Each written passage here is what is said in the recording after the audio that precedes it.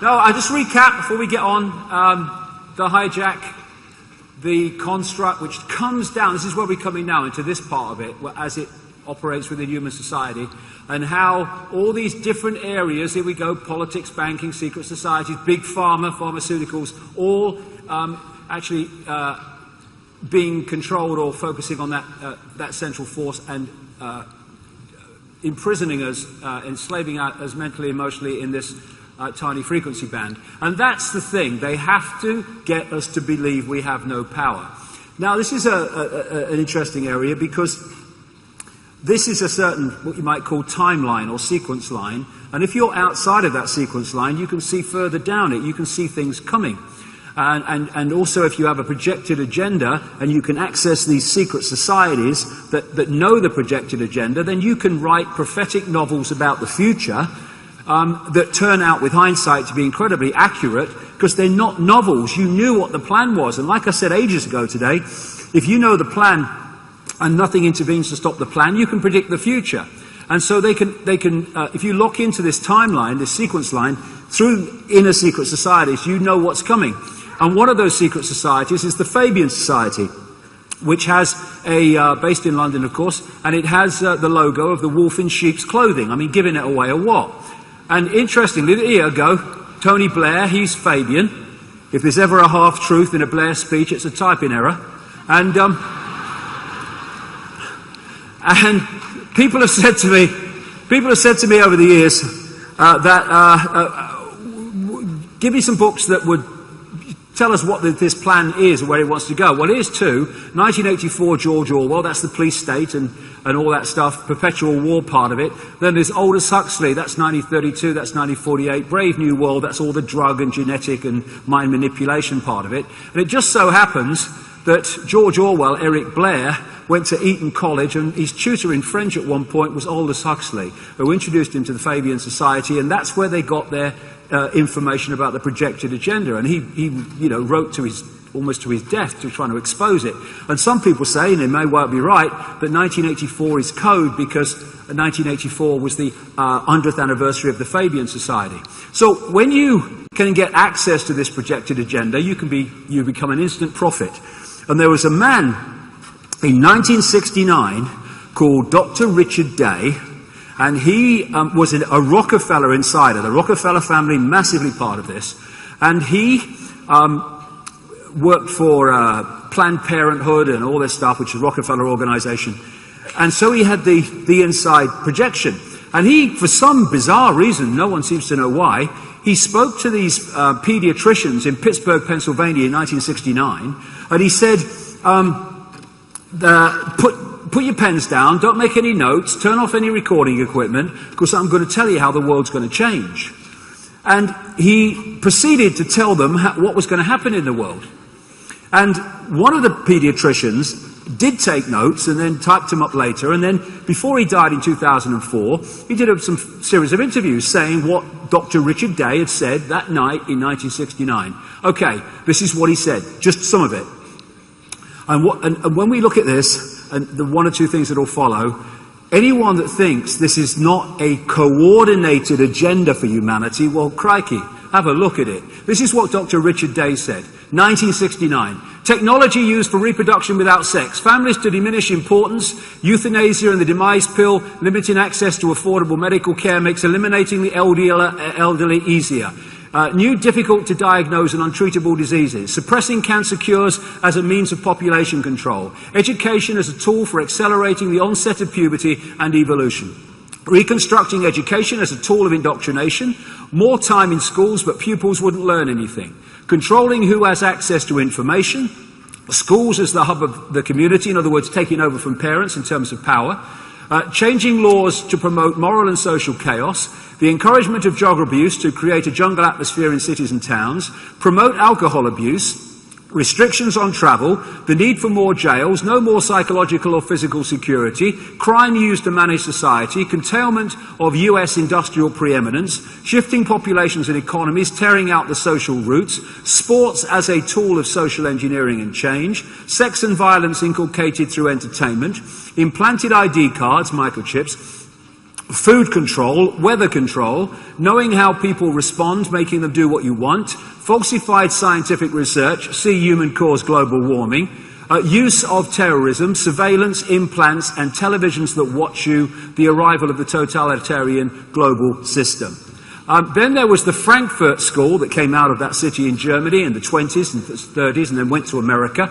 And this was their wish list all that time ago. The creation of racism offences, continual change to create confusion, the teaching of sex to children, huge immigration to destroy national identity, the promotion of excessive drinking, emptying the churches, undermining anything that is socially cohesive, legal system with bias against victims of crime, dependency on the state or state benefits, control or dumbing down of the media, encouraging the breakdown of the family. Now this was a document dated 1979 that came to light in the 1980s called Quiet Weapons for Quiet Wars, and it was a manual from inside government agencies explaining how you collectively social engineer and manipulate the population. And this is some of the things that it said. Media. Keep the adult public attention diverted away from the real social issues and captivated by matters of no real importance. Media? What? Schools. Keep the young public ignorant of real mathematics, real economics, real law, and real history. Entertainment. Keep the public entertainment below a 6th grade level. Work. Keep the public busy, busy, busy with no time to think back on the farm with the other animals. It also said, keep the public ignorant and you have less public organisation. Create preoccupations and you lower defences. Attack the family unit, what a recurring theme that is in all of them, and you control the education of the young. Give out less cash and more credit and you trigger more self-indulgence and social engineering data. Encourage social conformity and you make programming easier. Minimise protests about tax and you maximise the input of personal economic data while minimising enforcement problems. Stabilise consent and you stabilise control. Tighten control of variables, like individuality I've said here, and you have greater predictability. Maximise control and you minimise resistance to control. Collapse the currency and you destroy faith in a country and each other. All of which are happening. Control of perception, that's what social engineering is. And this again is the paddle stores, because I'm going to put together a series of dots here relating absolutely to the society and the world we're living in today, to show that it's all coordinated and all these things actually are happening at one unit with one force behind them. As they say, the truth will set you free, but first it will piss you off. And that's the part when you start learning what the world's like. So, here's some coordinates. How do they do it? How do they do it? How do a few manipulate billions of people? Well, they create pyramidal structures like Russian dolls, one doll inside a bigger doll inside a bigger doll. They're pyramids inside pyramids inside pyramids.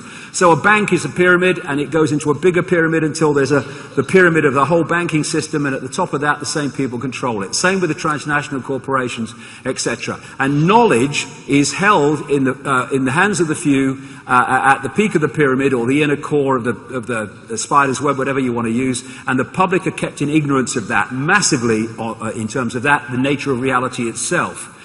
These people, presidents, prime ministers, heads of the World Bank and NATO, they're just here today, gone tomorrow, front men and women who are there to impose through legislation the will of the few in the shadows. And like I say, there's this compartmentalized pyramidal structure where in the end, all these different, apparently at this level of society, unconnected areas, in the end, go up to the same network of families that are manipulating them, and thus that is what is behind the institutions of human control and the direction of human society. And we are holding the whole thing together because they are there, and we, silly sods, are holding the whole structure together. And if we walk away, it collapses. Our enslavement is dependent on our cooperation.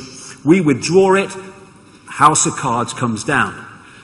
This is a key area within that construct of organisations that is very influential.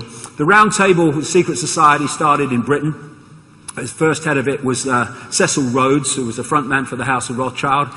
They created the Royal Institute of International Affairs in London in 1920. Watch the think tanks. That's one of the massive ways that they manipulate. Council on Foreign Relations came in 1921 in America, still massively influential in American foreign policy. Then the United Nations came, and the Bilderberg Group in 1954, a Trilateral Commission in 1973, and the Club of Rome. I'll come to that eventually in this section, because that was specifically created to use the environment as a means to justify human enslavement and changes in human society. And that symbolizes how it all comes together in the end under one force, one roof. And they have what I call the blueprint. It's something I find everywhere. Whether it's national, international, or local, the same blueprint occurs of secret societies and groupings and networks manipulating their sphere of influence in the way that I described earlier. And because of the way it works, it's actually holographic.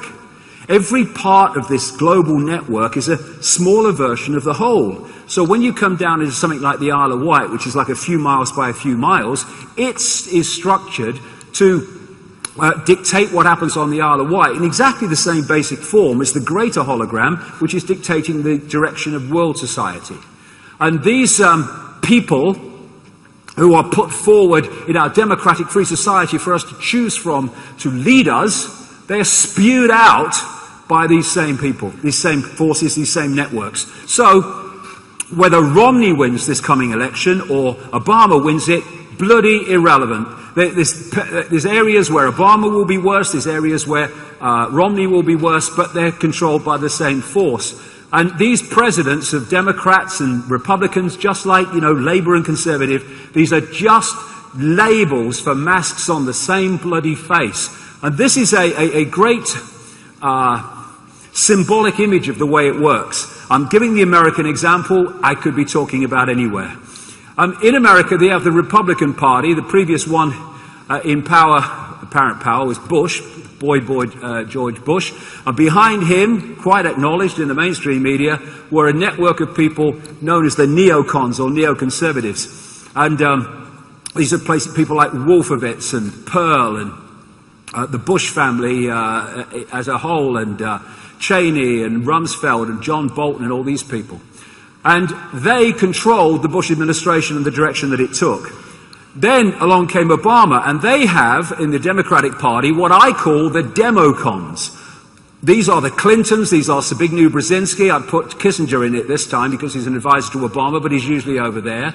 George Soros, the financier, he's in there. But the whole point is that at the next stage, after these groupings around that control the parties, the next stage is the same force controlling both of them. So it doesn't matter who gets in, because that's in anyway. This is the way it works. But that's hidden, so we think we're free because we have a vote. This is lovely, the illusion of free choice. Left, right, slaughterhouse, which one do you fancy? And so we're looking at this election now between a mask on the face and another mask on the face. They still think we're different. Well, we're increasingly sussing it, darling. This wonderful front page of Private Eye with Blair and Cameron, world's first face transplant a success. I mean, it just captured the whole bloody thing. I mean, look at it. Obama was going to be different from Bush. He's Bush on bloody steroids. I mean, it's ridiculous. This is a great one, too. Here we go. Oh, I'm going to vote Democrat next time. Oh, I'm going to vote Republican next time. What are we seeing now? Oh, the opinion polls for Labour, they're above Conservative. Oh, we're Conservative or Labour. Doesn't matter! Same forces in control. These people are just pawns. They're moved around the pot by a force so that we don't see. So when people say George Bush was big brother, he's not even little sister. Same with Obama. No. They're just here today, gone tomorrow people for a force that people don't know exists. Change the face, change the mask, but the face is still the same. And so we see this going on here. Oh, look, in the news it says, and we don't see the one force that's manipulating apparently opposing sides in the public arena. As the cards are moved around and we are led to believe they're all random events, like heck they are. And it's all being done, let us not forget, by bloodlines and networks with the deletion of empathy. Thus, anything goes in what they do. Now, what they want is a structure something like this, for a simple reason. If there's a few and you want to control the many, you have to centralize decision-making. Like I said earlier, the more diversity there is, the less power the centre has. And so we've seen this incessant centralisation of power in all areas of our lives, in media ownership, in political parties, in government with the European Union, etc., globalisation. And they want, under a world government, which is they're already talking about, and this World Central Bank they're already talking about, a single currency, electronic, there'd be no cash, for which there are fundamental implications for freedom. You go into a store now, or a garage or whatever, and you hand over electronic money, and they say, sorry, it won't accept your card. You still have the opportunity to pay cash, although it's going out of circulation so fast. Once it's gone out of circulation, and there's only that electronic money, and they want one single electronic currency eventually, then that's deciding if you purchase what you purchase and if you can purchase at all.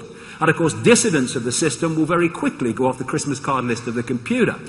Under that, they want, or microchip population too, or they want a world army, which would impose the will of the world government. Now, we've got so far in this, I've been using this graphic now since way back in the 1990s, and we've reached the point now where we have a de facto world government. We call it the UN Security Council, or the G8, or whatever the G they're coming up with next, because what those few countries do is they decide that this country's behaviour is not acceptable, and therefore they're going to do something about it. And what do? They send in the de facto world army, called NATO, or the American or British military, to do what the few say must happen in these other countries. And what we're seeing is merely the de facto version of what they want to be enshrined in law. A world government, anyone in the world that doesn't accept the will of the world government, in goes the world army to sort them out. And then they want these regions and stuff under that, the European Union, the American Union, the Pacific Union, African Union, they probably want a few more as well. And coordinates, methods of manipulation, how do they push this centralisation and this transformation of the world on? Well, this is something, a term I came up with, again, way back, problem, reaction, solution. It's a powerful way of changing society by manipulating public perception. 9/11, a classic. Ordo ab chaos is a Latin motto for the 33rd degree of Freemasonry. It means order out of chaos. It's problem, reaction, solution. Very simple. You want to change society in a way that you know will not be acceptable to the majority, and you get a lot of resistance. So you don't do it openly. Stage one, you create a problem. It could be a fake terrorist attack, it could be a war, it could be a government crash, an economic crash. You then tell the public through an unquestioning media the version of that problem you want them to believe. It's a lie, but you want them to believe it. So you have the manufactured problem. You now want the public at this point to have the reaction of fear, of outrage, and say, what are they going to do about it? At that point, those who've created the problem and glean that public reaction then openly offer solutions to the problems they have themselves created. And those solutions are changes in society which advance the agenda of global control. I have just described 9/11 to a bloody T. It was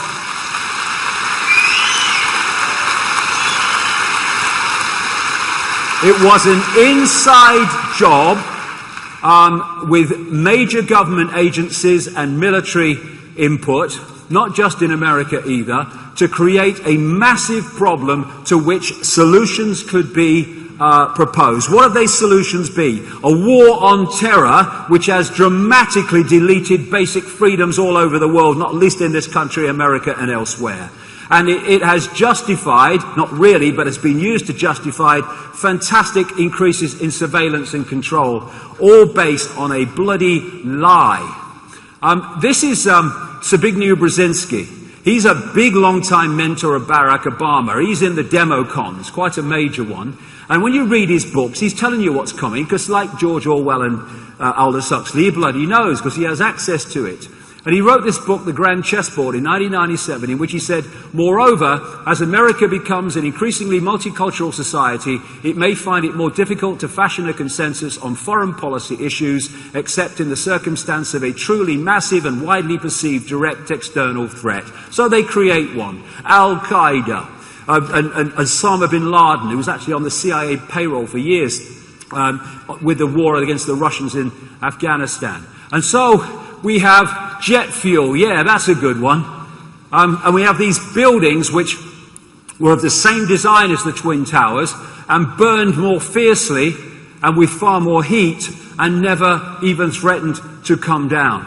And this is just one area. I mean, the 9/11, not one strand of the official story fits with another. If that's true, that can't be true. If that's true, that can't be true. And here's just a little clip, little video emphasizing one part of this, and that's the Twin Towers and the official story that they came down because of plain fuel. Let's have a look at this.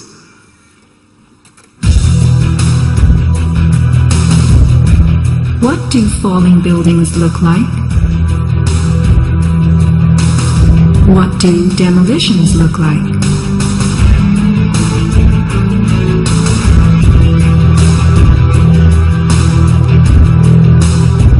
We are seeing typical implosions, characterized by gutting a building's base and then pulling it into itself. Computer-controlled sequencing fires the explosives in a rapid wave.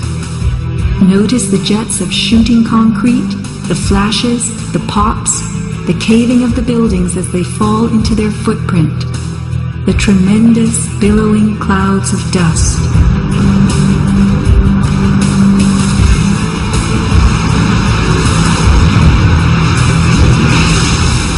Now let's look at the collapse of the Twin Towers.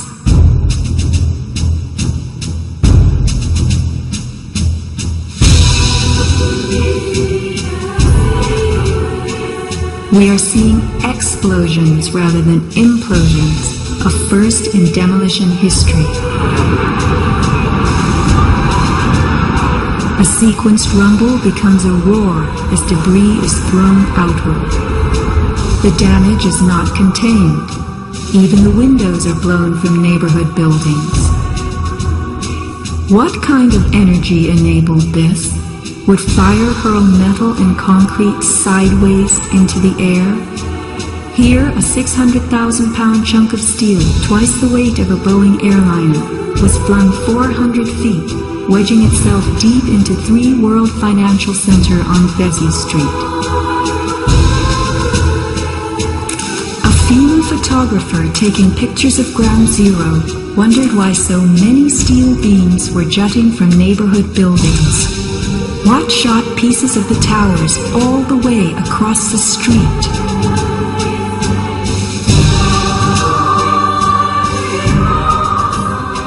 In April 2006, New Yorkers were distressed to learn that bone fragments, human remains from 9/11, had been found on the roof of the nearby Deutsche Bank building. How in God's name did those fragments get there?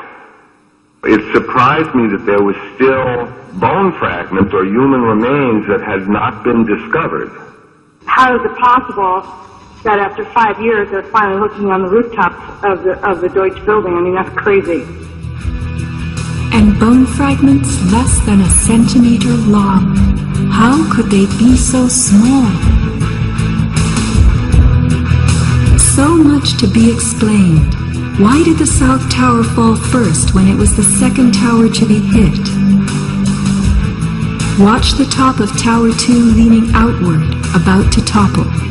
Then, suddenly, it disintegrates in midair. What causes this giant slab of steel and concrete to turn into dust before our eyes?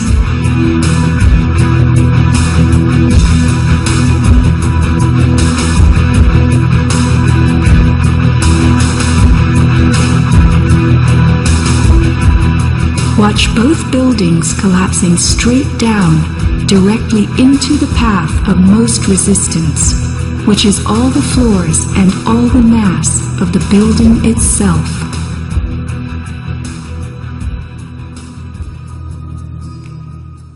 And yet, despite that, the towers fell the towers fell in free fall speed. In other words, all the resistance was being removed before that coming down above it hit it.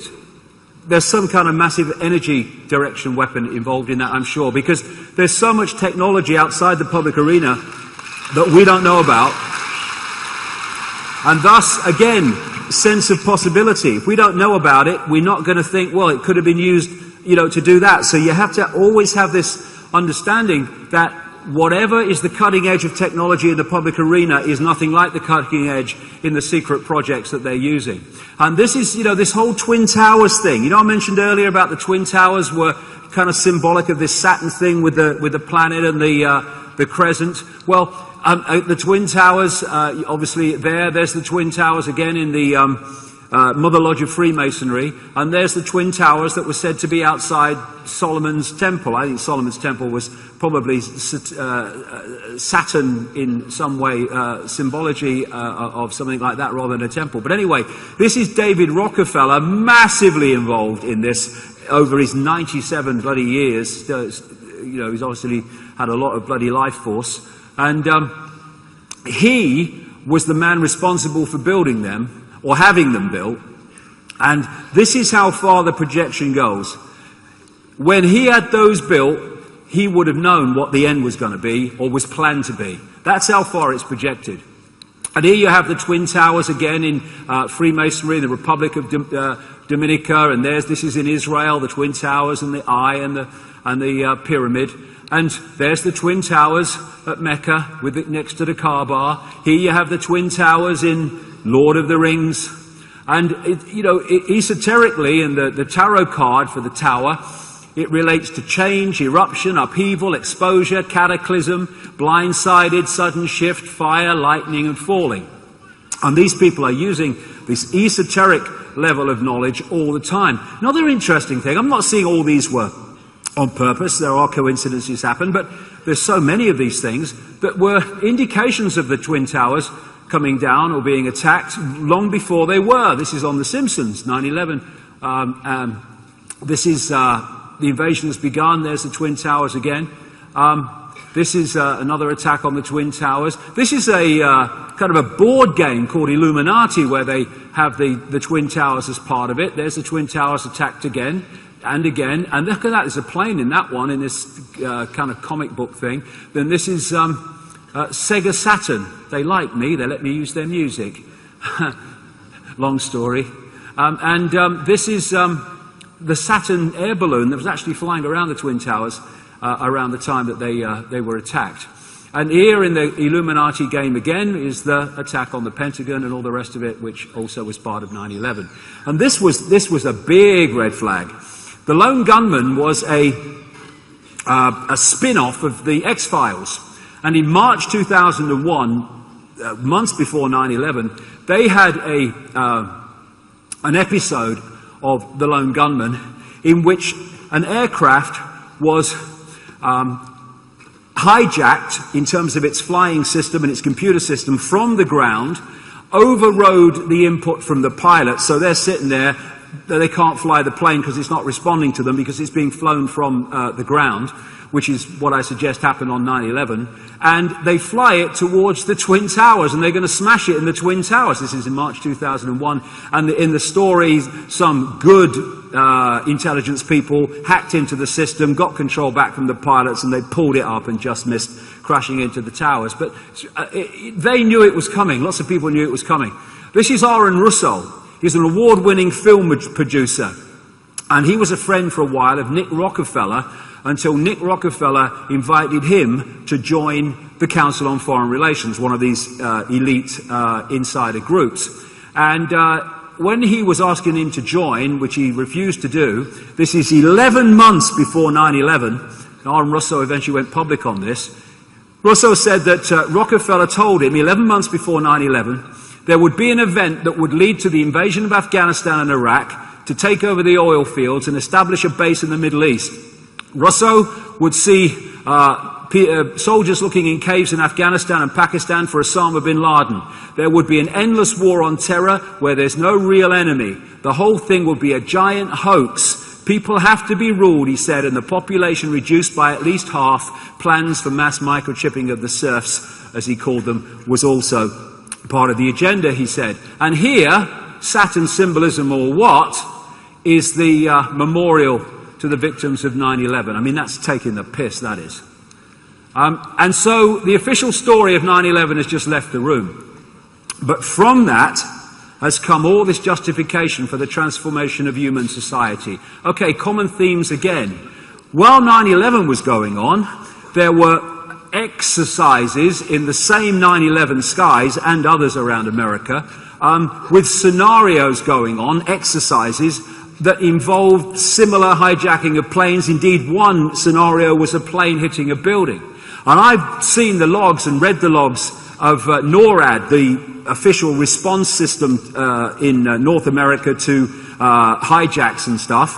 And these exercises completely scrambled the reaction system. Not only that, the exercises seconded planes that would normally protect the skies over the eastern seaboard, and they took them out to exercises in other places. It scrambled the system. And these NORAD people, when the reports of 9/11 planes came in, said, is this real or is this exercise? And that's the idea.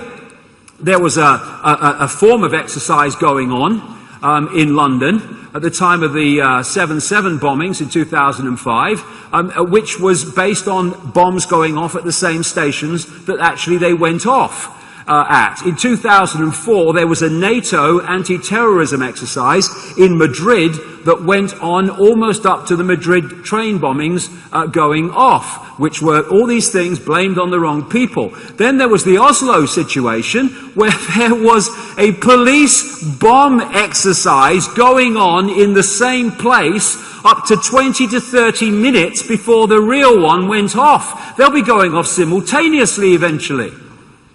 And then all these lone nutters that are involved in these things. Why? Why are they lone nutters? Because you look at these people like James Holmes, a guy who has got the rap for the Colorado movie theater shooting. When witnesses in the theater said there were firing coming from at least two directions, so it wasn't only him, if it was him at all. Look at his eyes, no one home there. And so what have they done to this kid? Because there's mind-controlling people to do it, and there's mind-controlling people to be in the wrong place at the wrong time while others do it and take the rap for it. This guy, Wade Page, the guy who killed himself, they say, after the shootings in Wisconsin at the Sikh temple. Witnesses in the temple said there were multiple gunmen. But the reason they hold it at one lone nutter, all these going back, is that the definition of a conspiracy is an agreement between two or more persons to engage jointly in an unlawful or criminal act. They can hold it to one person. They stop any suggestion or further investigation officially of a conspiracy. So, like I say, if you do not have a perception that is movable, then you only have the lie to go on, and thus most people believe the lie. Now, there's other common themes, like what they leave behind. You had these Muslim bomber, 9/11 people, hijackers, so we're told, and they left Qurans everywhere, these people. I thought it was a holy book. They left them in hire cars and hotels and everything. I mean, what are these people? The Islamic equivalent of the Gideons? Well, who are these people? And then they left flight manuals in their cars. You mean they're having the last look before flying a bloody wide-bodied jet? I mean, what? It's like,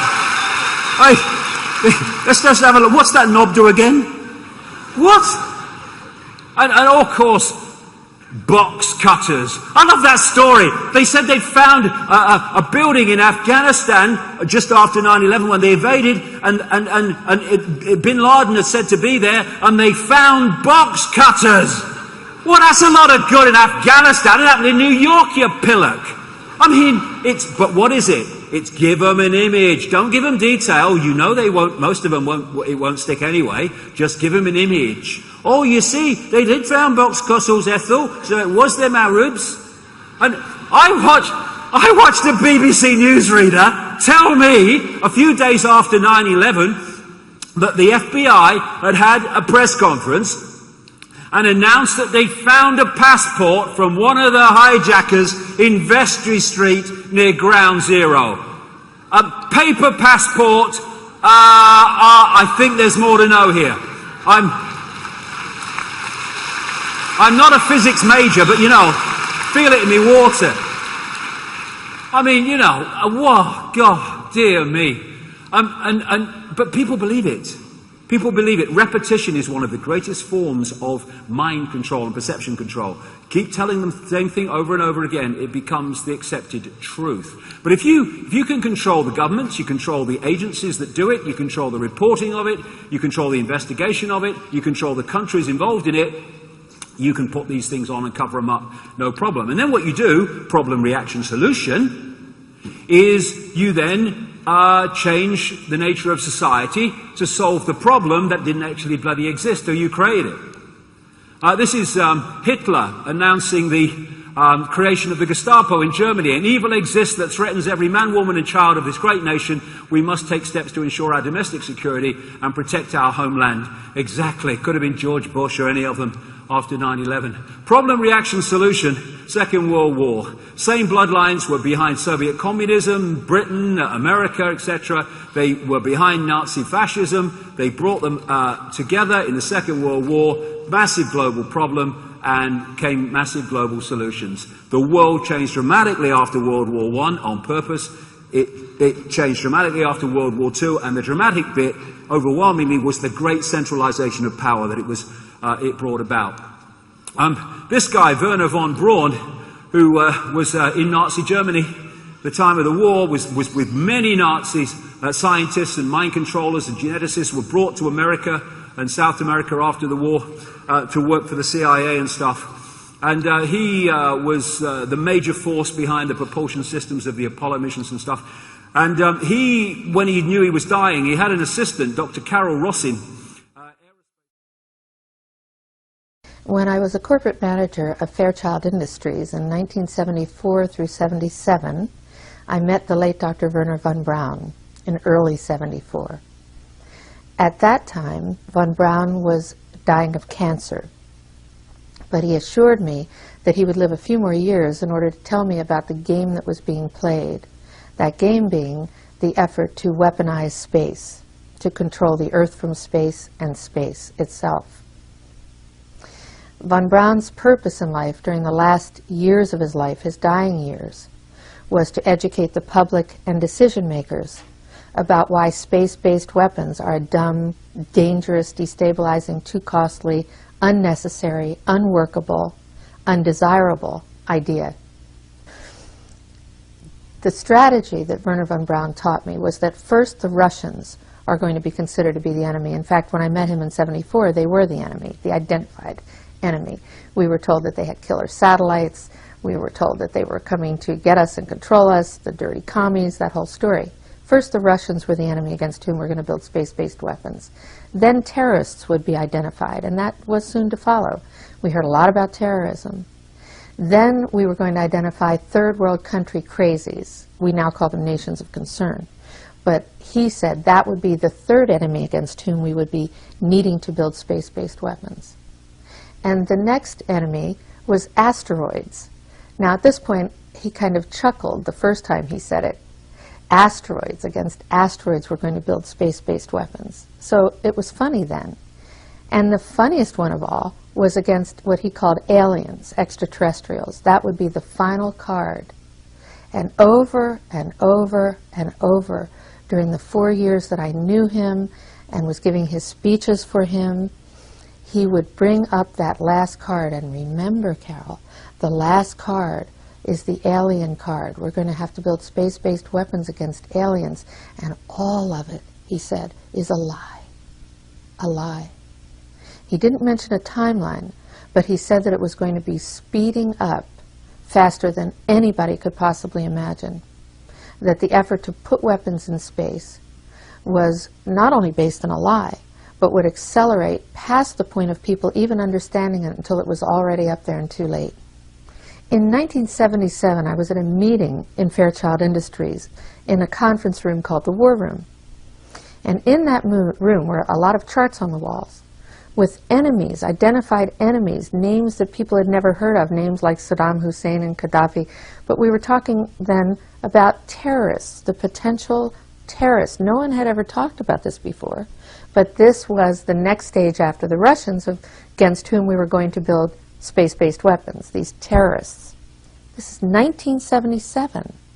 And they were talking about creating a war in the Gulf region when there was $25 billion in the space-based weapons program that yet had not been identified. It wasn't called the Strategic Defense Initiative, at least, until 1983. This weapons system then had obviously been going on for some time that I didn't know anything about. So I stood up in this meeting in 1977 and it said, I'd like to know why we're talking about space-based weapons against these enemies. I'd like to know more about this. Would somebody tell me what this is about? Nobody answered. They went on with this meeting as though I hadn't said anything. I have concluded that it's based on a few people making a lot of money and gaining power. It's about ego. It's not about our essence and who we really are on the planet and loving each other and being at peace and cooperating, using technologies to solve problems and heal people in the planet. It isn't about that. It's about a few people who really are playing an old, dangerous, costly game for their own pocketbooks and power struggle. And you know, I've got this from other sources too. When they start talking about we're facing an alien invasion, we have to come together, all resources to fight the bollocks it's going to be, and we should treat it as such. Now, there's another form of problem reaction solution which I call no problem reaction solution. This is not a real problem, even a manufactured one. It is a lie which is designed to give the perception of a problem to justify changes in society. Weapons of mass destruction in Iraq, classic. And the global warming hoax, human-caused global warming, is another one. And in and of it, you know, in its own way, the second death of Osama bin Laden was another no-problem reaction solution.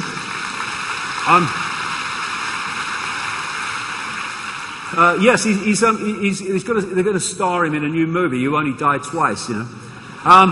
Anyway, these are the Navy SEALs that shot bin Laden. Which is no more fantastic than the official story. This is the compound where he stayed in Kandahar. It's not really a compound, it's a house, but compound sounds more scary, you see. And these are the walking sticks which the man the CIA said they called the pacer used to use when he walked round the garden of the compound. And they said, we thought it might be bin Laden, but we weren't sure because we couldn't identify him. Hello? You can take my number plate from space. I mean, what? This is Osama bin Laden being taken away to be buried at sea. The mainstream media have looked at it and they say they think it's genuine. This is the official CIA report on the bin Laden shooting. This is a newspaper report in Egypt in 2001 reporting the burial and death of bin Laden. Musharraf, the president of Pakistan, said he was pretty sure that bin Laden was dead. And Benazir Bhutto, the Prime Minister of Pakistan, she said the same, that he was dead. And there's a guy called Steve Bajenic who's been in America, connected to many Republican administrations, who's gone public since the second death of bin Laden, saying he died in 2001 of Marfan syndrome, which is a disease of the connective tissue, which can have massive problems with heart and other organs. And he also definitely, according to mainstream media reports, had big kidney problems, problems to the point where he had dialysis. And when they found him shot him in the compound, they told me, I'm listening for mention of a dialysis unit in the compound. because it was that bad, apparently, and eventually it came on the basis that they haven't found one. So it's a bloody miracle, man, in there for 5 years. I mean, you know, amazing. And so you said, okay, they said this is bin Laden, but it was actually a Photoshop job. But then you said, okay, show us the body.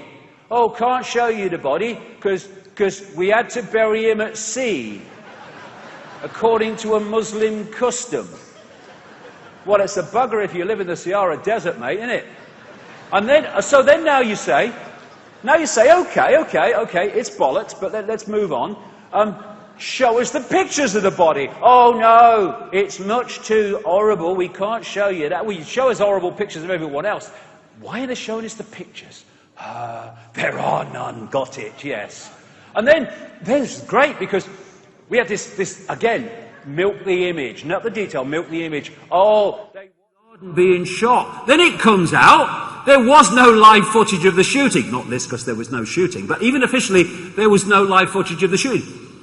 These were supposed to be watching the live footage of the shooting. I mean, what's she worried about? A crack in the bloody wall? I mean, what's going on? I'm ever so worried about that crack in the wall. It's moving while I'm looking at it. I mean, but people who don't connect the dots and take it further, they believe the lie and then forget they've believed the lie. They then announce, they found this footage. This is bin Laden. Well, no, it's not. It's a bloke with a beard with an hat on. And bin Laden was bloody massively left-handed, and this guy's changing the channels with his right hand. On that basis, by the way, he's changing channels one after the other, and ODE's on it. And what are the chances of that? And have you flicked as many channels of that anywhere in the world and not hit a bloody advert? No, but he only hit himself. It's ludicrous. Just repeat the lie and people will believe it. Then they said, we found this new footage. No, you bloody haven't. This is footage released in 2011. This is footage released in 2007.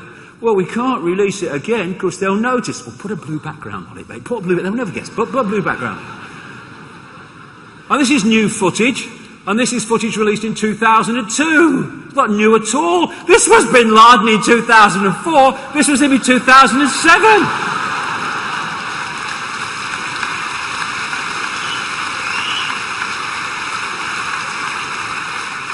It's a good job he died for a second time, or the FBI would be putting out an all-stations alert for a little boy with a beard and a bloody baby buggy, wouldn't they? Getting bloody younger. You've got to watch this stuff, you know, because computer graphics and computer manipulation of movies and sound and voice and everything, they can make someone say anything when they're bloody long dead.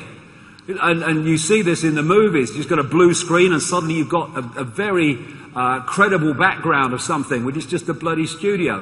And these bloody videos that came, oh, another bin Laden video. Hey, we've got an election coming up. Can you get another bin Laden video going? Yeah, let's call that Rita Katz at that site. Search for international terrorist entities. I spell it with an H myself, but this is someone connected to Mossad. Her father was massively involved with Israel, and she was releasing these bloody videos, and we're supposed to take them frickin' seriously. And then they pull the compound down. Well, it's a perfectly good house, but they pull it down. And did you notice a lot of Navy SEALs from the same group that were supposed to have been involved then die in a helicopter crash not long after. And there's some guy now written a book, or says he is, under a pseudonym, about the shooting of bin Laden. Crikey, that's got to be a laugh. But people believe it, you see. And so when they announced bin Laden had died for a second time, they all come to the White House to congregate. USA! USA! Hey, excuse me, the president's just said the tooth fairy's real. Tooth fairy! Tooth fairy! And a few people can't control the world. It's a piece of cake. And along with problem, reaction, solution and no problem, reaction, solution, there's the totalitarian tiptoe.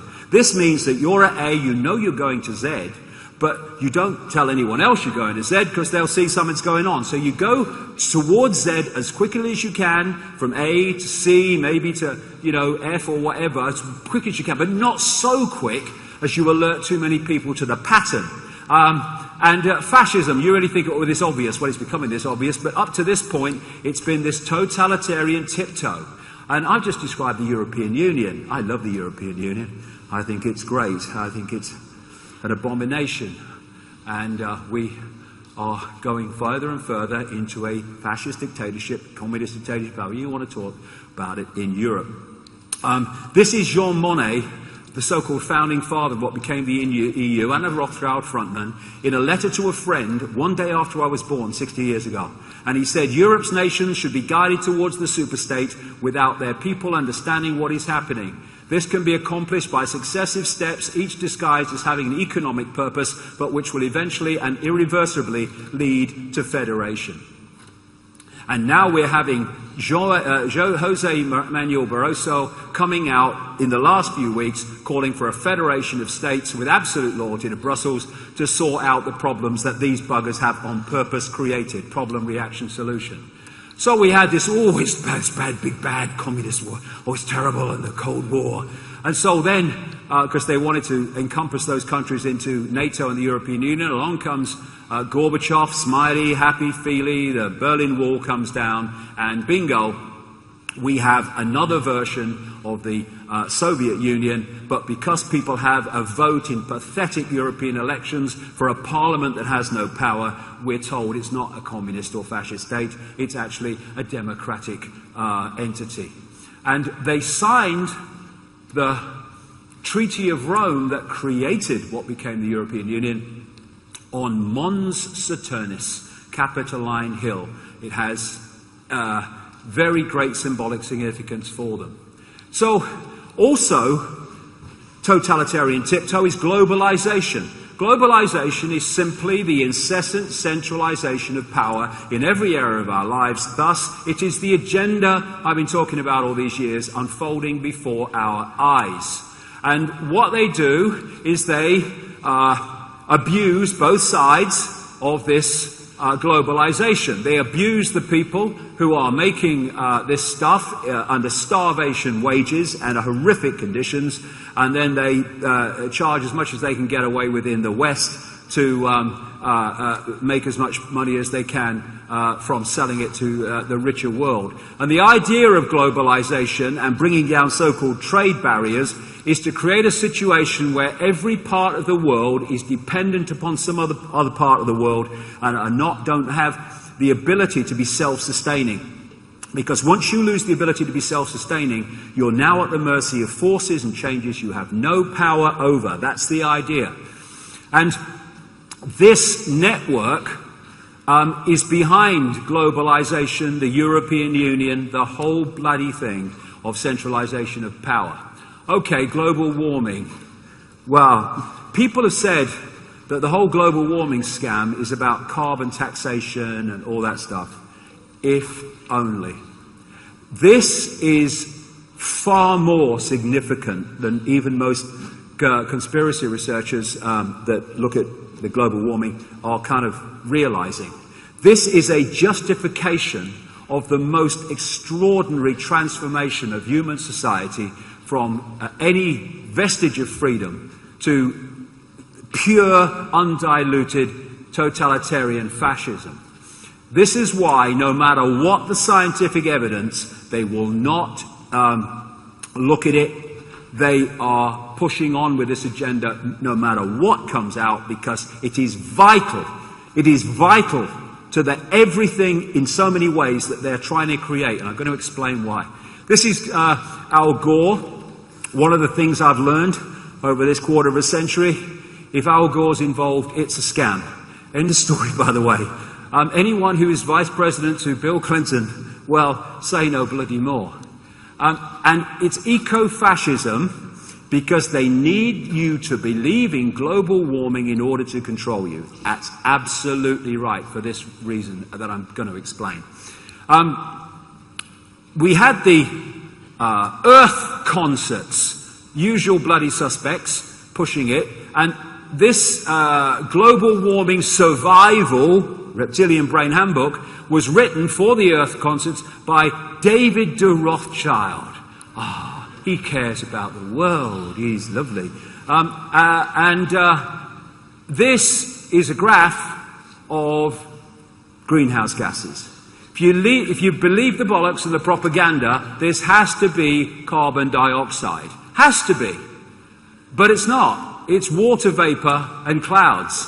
This is CO2, and only the little sliver of green is caused by humans, the rest is natural. And by the way, without carbon dioxide, we wouldn't have the world that we live in. Yes, let's take something we need and demonize it. Yes, that's a good archontic inversion, isn't it? Yes, that's right. It's just come out in 2012 that from the end of the warming period, 1997, to 2012, there's been no warming, basically. So that's why they're calling it climate change. They can't call it global warming because people say, well, it ain't warming, mate. This is research by physicists at CERN in Geneva, which was banned for a while, but then it got out in the media and they released it. And this is the findings that have shown that there is a near perfect correlation between climate change, global warming, and the penetration of cosmic rays into the Earth's atmosphere throughout history. You don't mean that warming could have something to do with the sun, could you? No, notice the sun never gets a mention. Well, forget about the sun. No, it's carbon dioxide. Bloody ridiculous. There you go. What they've done is they took one cycle of solar activity, locked into it, called it global warming catastrophe, and have just, refused to go back on it. This is a guy who was one of the global warmists in the global warmist cult. He's had the guts to come out and speak the truth. A guy called David Evans, full-time and part-time consultant for 11 years to the Australian Greenhouse Office, now the Department of Climate Change. He said the debate about global warming had reached crazy proportions. I'm a scientist who was on the carbon gravy train, understands the evidence, was once an alarmist, but am now a skeptic. He said the whole idea that carbon dioxide is the main cause of the recent warming was based on a guess that was proved false by empirical evidence during the 1990s, but the gravy train was too big, with too many jobs, industries, trading profits, political careers, and here we go. And the possibility of world government and total control riding on the outcome. Evans said that the governments and their tame climate scientists now outrageously maintain the fiction that carbon dioxide is a dangerous pollutant rather than admit they are wrong even when the evidence is overwhelming. They can't admit they're wrong. They can't admit they're wrong for reasons I'm coming to because their whole house of cards will come down. That is how important this is. And then I read a Reuters report. Missing global heat may hide in deep oceans. It's hiding now.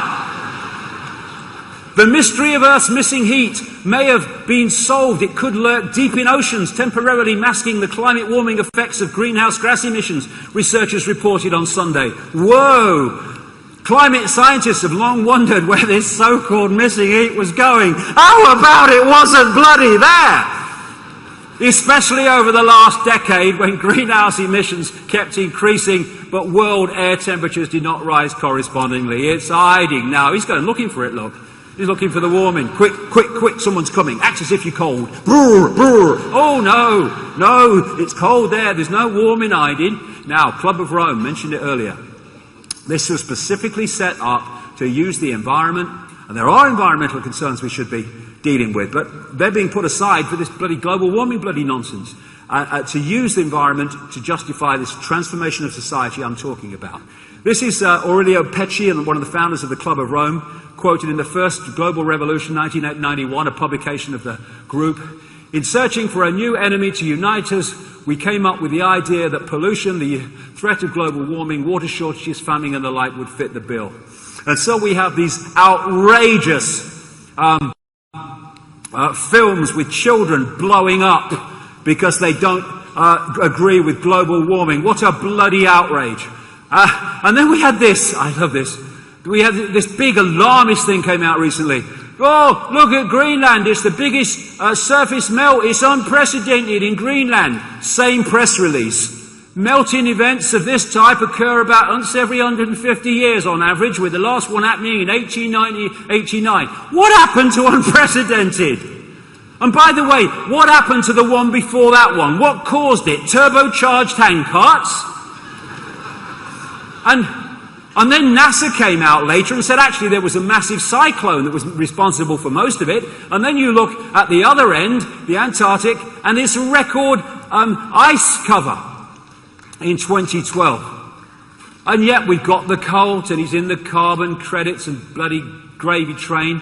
This is the Prime Minister of Australia, Julia Gillard. She said, oh, no carbon tax under my government. Came in carbon tax, and it's devastating the Australian bloody economy. And I'd say to Greens, and I'd say to environmentalists, get your bloody arse in gear and realise what's real and what is manipulated. Because at the moment, ladies and gentlemen, you who have bought this bloody thing, you are demanding the building of your own prison. Now that's fine, but you're demanding the building of mine and my children's as well.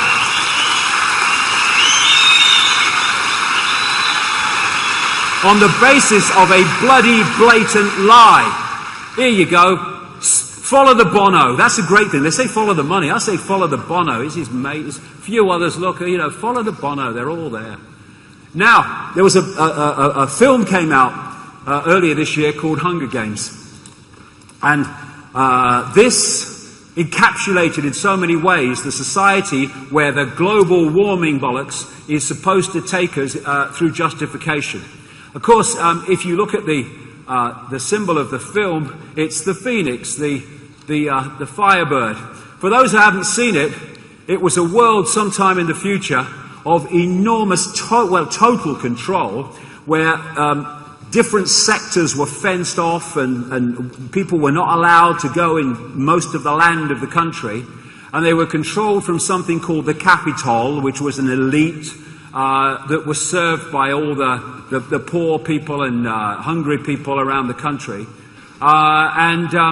They had games every year where two young people were picked from each sector who had to fight on live television, and the one who won was the one that stayed alive after all the others were killed. The idea was to kill all the others and win the game. As Dr. Richard Day said in 1969, violence, pornography and obscenity in the media and movies will be increased to desensitize people to violence and porn and make them feel life is short, precarious and brutish. And the Hunger Games was a classic, but it was more than that. It was a symbol of the society that we're heading towards so fast. This was one of the elite in the Capitol. The equivalent of what people call the 1%, although, as I say, the real control is in far fewer than that. And we have a version of the Hunger Games, and it's called Agenda 21 Sustainable Development, and it is being orchestrated outside or through the United Nations, and it is a stalking horse, a Trojan horse for world fascism, as I'm going to go through and explain. Agenda 21 was agreed at the 1992 Earth Summit in Brazil, which was headed by this guy, Maurice Strong, one of the gang big time, a mate of Al Gore. And he said, Maurice Strong, this billionaire oil man, etc., he said, isn't the only hope for the planet that the industrialized civilizations collapse? Isn't it our responsibility to bring this about? What they are trying to do and planning to do is use saving the environment, which these buggers are destroying, to justify deindustrialization and the end of democracy and democratic, which is another thing I could talk about. Democracy and freedom, interchangeable? Don't think so. Anyway, this is the wish list in documents for Agenda 21 operating through the United Nations. An end to national sovereignty, all justified by saving the world, by the way. An end to national sovereignty. State planning and management of all land resources, ecosystems, deserts, forests, mountains, oceans and fresh water. Agriculture, rural development, biotechnology and ensuring equity equals slavery. The state is to define the role of business and financial resources. Abolition of private property is not sustainable, they say. Here we go again. How many times has this come up? Restructuring the family unit, children to be raised by the state, people told, this is what Aldous Huxley said in Brave New World, people told what their job will be, major restrictions on movement, creation of human settlement zones, I'll get to them in a minute, mass resettlement as people are forced to vacate land where they live, for reasons I'm coming to, dumbing down education, achieved a long time ago, mass global depopulation in pursuit of all of the above. And what they're doing to hide it is they're setting Agenda 21 organizations up in all local communities, all over the world, America, Britain, all over the place, and they're giving the impression that each of these is basically an independent local community initiative, when it's all being orchestrated through this organization, through the United Nations, called Local Governments for Sustainability.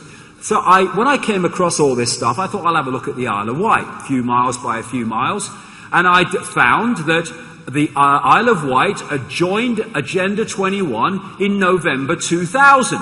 And it says on the Agenda 21 Isle of Wight website that it was developed and written in partnership with the people of the Isle of Wight and reflects their vision for the future of the island. Ever since I saw that, I have been asking everyone I meet on the Isle of Wight, have you ever heard of Agenda 21? No, mate, no, mate, no, mate. Nobody's heard of it. And yet, it was the people. This is going on all over the world. And they openly talk in some of these organizations connected to it about the post-democratic, post-industrial world, which is basically symbolized in so many movies recently that are putting this stuff in. Now, Zbigniew Brzezinski, big mentor of Barack Obama, one of the demo cons, he was the national security advisor to Jimmy Carter, and he wrote in another of his prophetic books, because he knows what's coming, called America's Role in the Technotronic Era, 1970. The Technotronic Era involves the gradual appearance of a more controlled society. Such a society would be dominated by an elite unrestrained by traditional values. Soon it will be possible to assert almost continuous surveillance over every citizen and maintain up-to-date, complete files containing even the most personal information about the citizen. These files will be subject to instantaneous retrieval by the authorities. 1970 he wrote that. Now, we've had a technocracy, which is defined as government by technicians, specifically management of society by technical experts, including bankers, by the way, that includes. And look at what we've now got in Italy.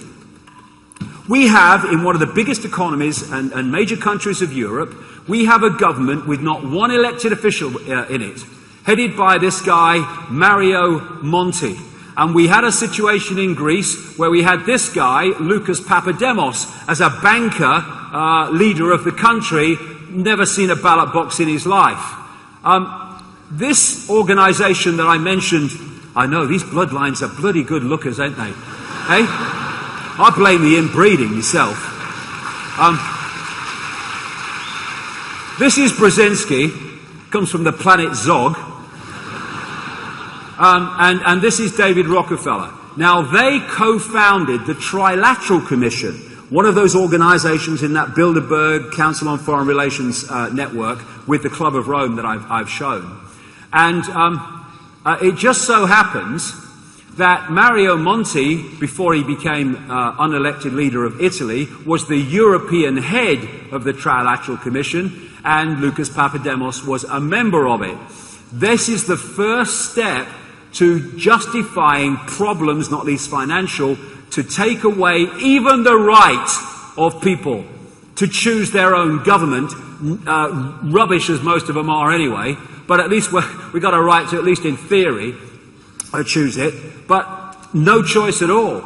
Bringing the technocrats in, this is absolutely in line with Agenda 21. And these bloody politicians in Westminster and all around the world, Capitol Hill, are all kind of, you know, especially on Capitol Hill, bought and bloody paid for. They've got to realise that they're in the bloody sights of this whole operation too, because they are due to no longer exist, but to be replaced by technocrats eventually.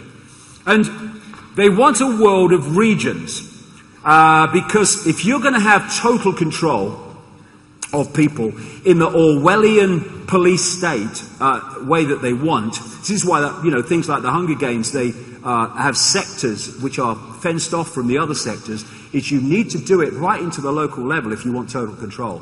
And this is why you're seeing this movement of the police state going into communities at a lower and lower level. So one area of this structure that they want is breaking countries up into regions. And this is one of the maps for how they intend to break up European Union, into regions. And what they have planned is that regions of one country are connected into regions in another, therefore destroying national sovereignty and national unity, because they want an end to sovereignty. They want an end to all of it. They just want technocrats, bureaucrats, and uniform impositions of the decisions made by those people, and no democratic things at all. Now, this is something called America 2050. This is all connected into the agenda for Agenda 21, and they have broken up America into a series of mega regions in which they will have mega cities, what they call human settlement zones, which I'll get to. And part of this Agenda 21 is for an enormous cull of the global population. And I'm not kidding when I say cull. I'm talking coming down to 1 billion or 500 million in a world now of more than 7 billion. In 1979, these appeared in Georgia. They're called America's Stonehenge, the Georgia Guidestones, they call them. No one can put their finger on where they came from, who was behind them, and all the rest of it. They're aligned, astrologically aligned, and there's writing of them, written in stone and all that stuff, in different modern languages and some ancient languages, I think including Babylonian. And they call for the population of humanity to be maintained under 500 million in perpetual balance with nature. A draft copy of the United Nations Global Biodiversity Assessment calls for the world population to be reduced to some 1 billion, and Nick Rockefeller told Aaron Russo when that conversation took place that the population was going to be reduced by at least half. Whichever it is, there are massive reductions in population. And this guy, Gates, and his missus, through the Bill and Melinda Gates Foundation, are absolutely bloody obsessed, Bono's mates, with what they call population reduction.